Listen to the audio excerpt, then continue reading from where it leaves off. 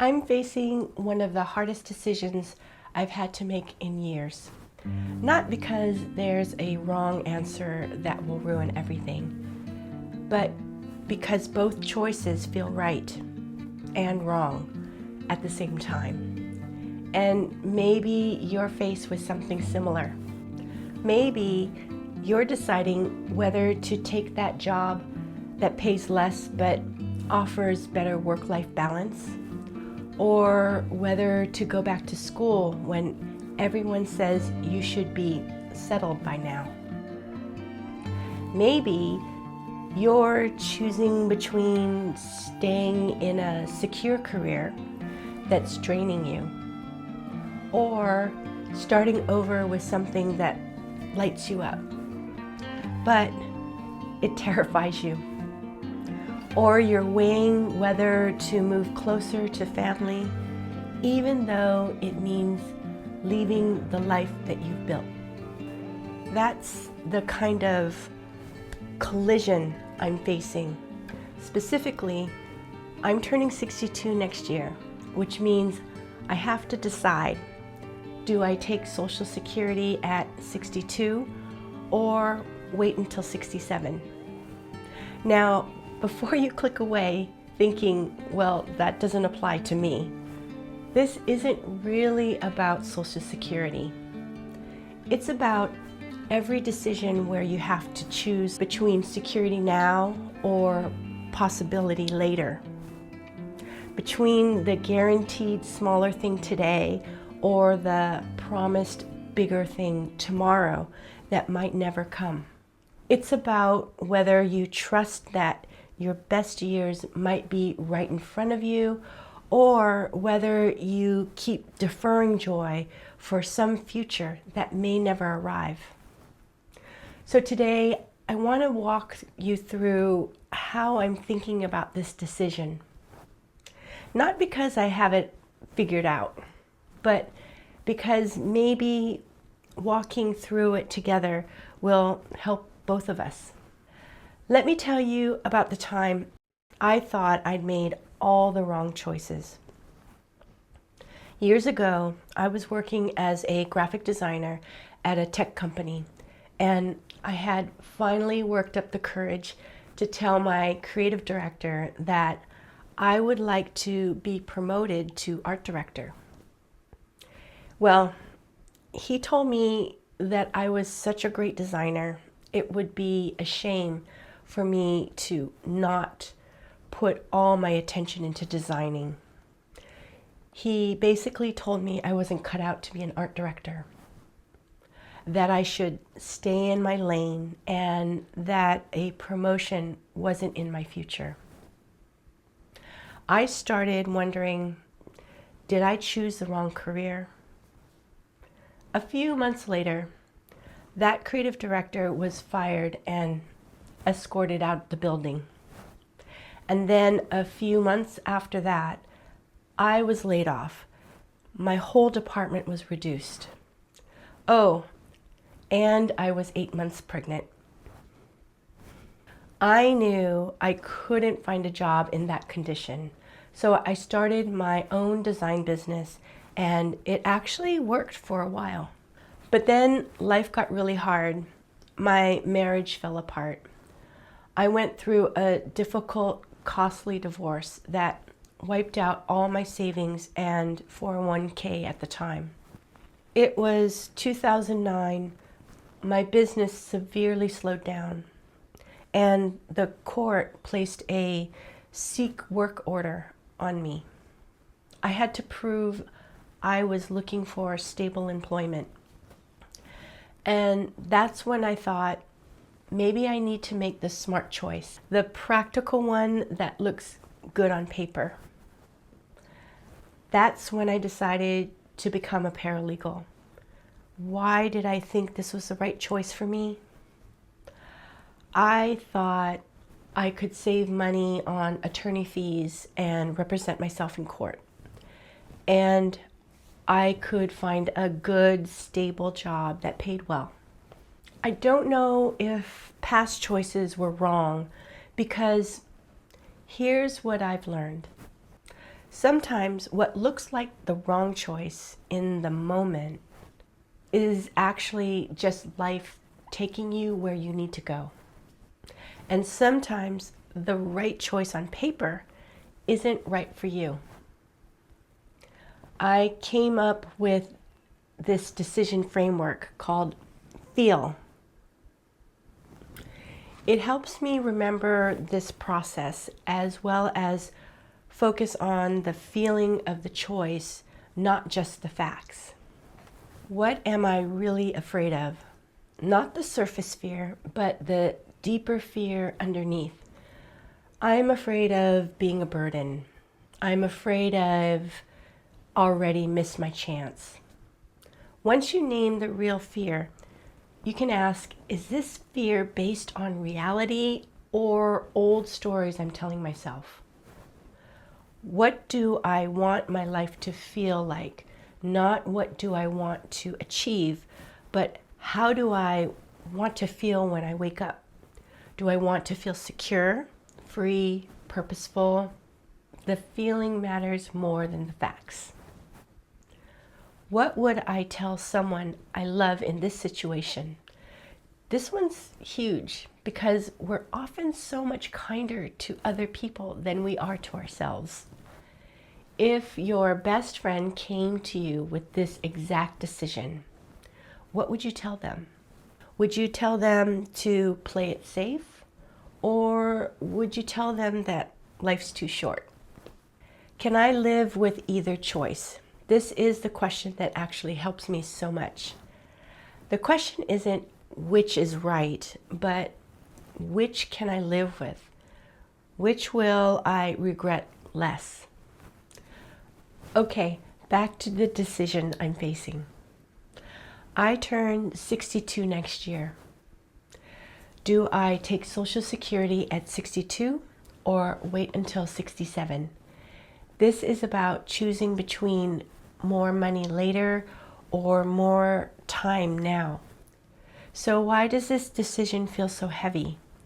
I finally figured out my Ikigai, my purpose, my reason for being.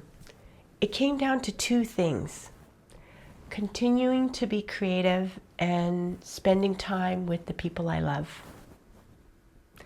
For me, creativity is my YouTube channel, as well as still exploring design, art, writing, and even product development. The people I love, that's my granddaughter Malia, my family, my friends, which includes you.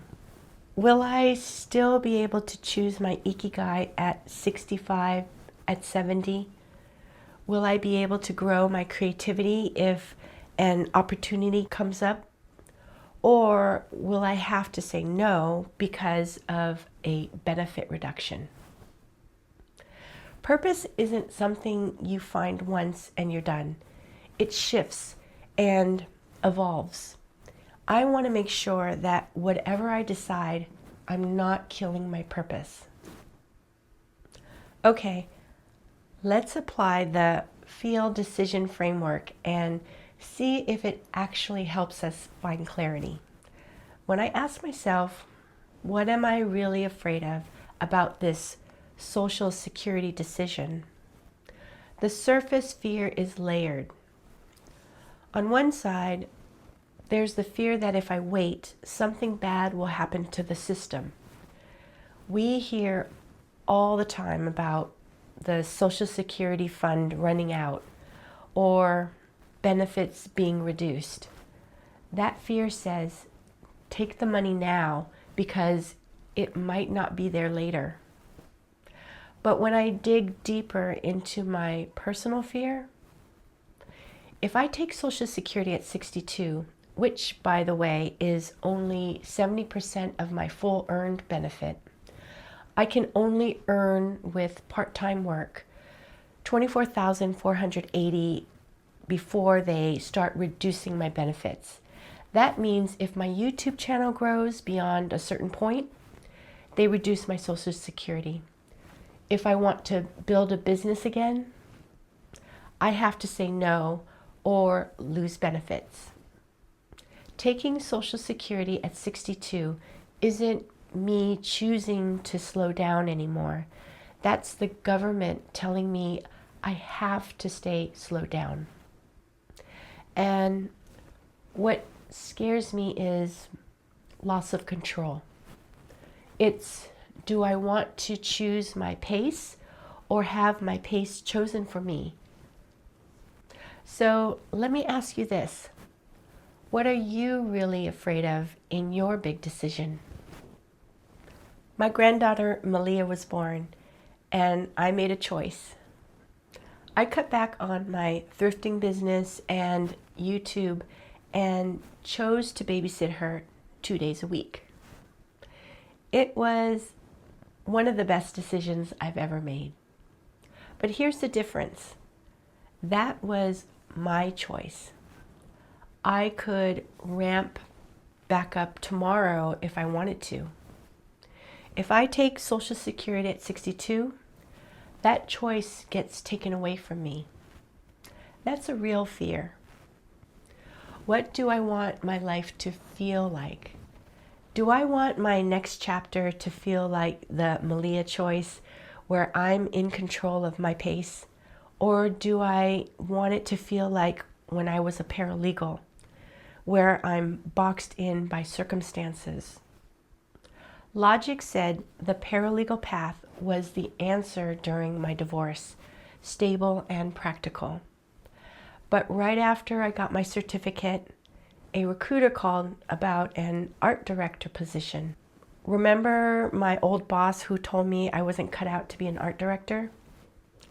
That was still in my head.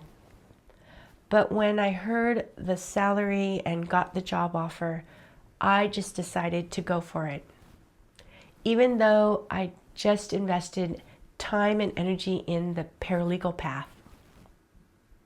I worked at that agency for almost 6 years. It was one of the best decisions I've ever made. The paralegal path looked right from the outside, but it wasn't my right path. Sometimes the practical choice is just fear dressed up as logic. What would I tell someone I love? When my older daughter came to me and said, "Mom, should I stay at this hedge fund company where I make really good money, even if I don't know anything about the stock market and don't have much in common with most of my coworkers? Or should I take this other job where I'm actually interested in what they do and I see eventual growth opportunities?" I could feel what she really wanted, and I said, I think she should follow her heart. And she did. She moved to that other company. And when my youngest said that she wanted to take a break from college and just work to support herself miles away from me, I supported her decision to follow her heart. So I wonder, why is it so hard to give myself that same advice? It's easy to say, don't let money limit your dreams when giving advice. But when it's my life, my bills, my retirement, there are practical realities. If I take Social Security at 62, I get less money per month, and I have to look at my actual expenses and ask, can I make this work? What are the actual constraints, not just the fear-based ones? Way back when I was in art college, one of my favorite teachers said something that shaped the rest of my life. He told us, if you're studying graphic design to get rich, you chose the wrong profession. But if you chose it because you love what you do, you made the right decision. That stuck with me. I've spent most of my life trying to live by that advice. And then 2020 happened.